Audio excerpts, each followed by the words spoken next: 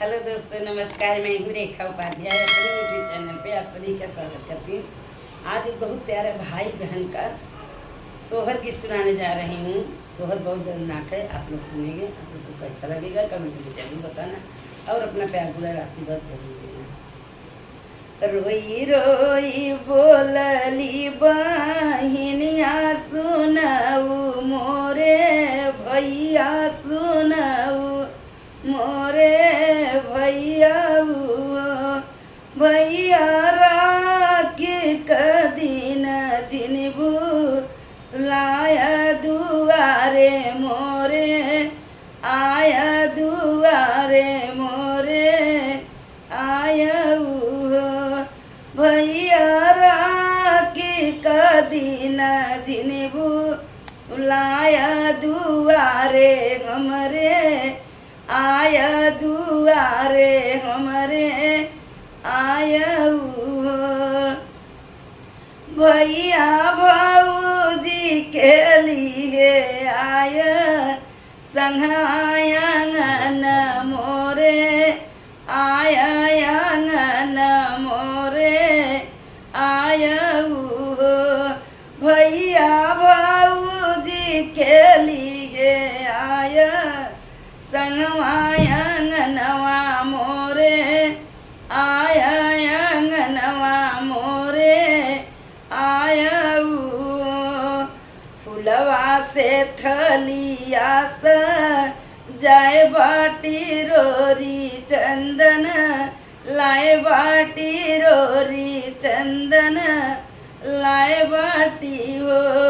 भैया रे समकलाए हम रखिया कलैया तोहरे, बान्हब कलैया तोहरे बान्हब। भैया रे समकलाए बाटी रखिया कलैया तोहरे, बान्हब कलैया तोहरे बान्हब। डिब्बा मिठैया मंगाए बाटिया चताद, राय बाटिया चतात जाय बाटी। भैया गिया ना कदिया नाज लाए बाटिया रतीऊ, तर भई हम आरतीऊ तर भई हो। भैया घिया ना कदिया नाज लाए बाटी आरतीऊ, तर भई आरतीऊ तर भई हो। भैया जोड़ा जोड़ा वीरवाजो राय बाटी तोह के कु चौबई तोह के कु चौबई हो।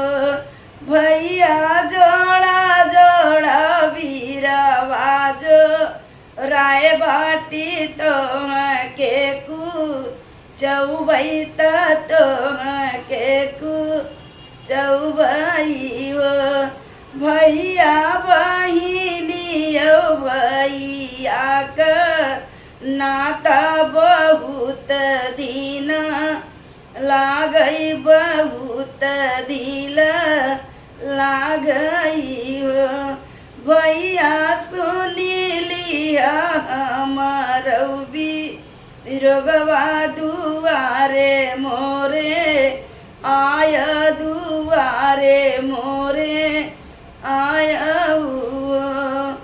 नहीं बाटे रुपिया पर इसवा नहीं होलिया, चुनर नहीं होलिया चुनर हो। भैया छुछई हाथे आया मोरे दुआर माता रखिया नाया तर रखिया नाया। भैया छुछई हाथे आया मोरे दुआर माता रखिया नायत रखियाब नायऊ भैया जब देखबै अपने आंग नैया तजिया मोर जू उड़ाई जई है जिया मोर जू उड़ाई जई है ओ बहिनी के सुनी सुनी बोलिया त भैया दू खित बाटे भैया दू खित बाटे ओ बहिनी तोरा भैया बहुत गरीब दुआरे कैसे आई दुआरे कैसे आई हो बहिनी सासू ननदी मारई तो के तनवा सहल नाही जई है सहल नाही जई है ओ सहिले बैतानावा में हनवा बहुत सही सुन ले वही हो भैया सतई की आय मोरे दू उअर माता रखिया क दिन बाटै बड़ा तेव हार बाटै हो भैया बहिनी से ले तू नतवा दुअर हमरे आय दुअर हमरे आय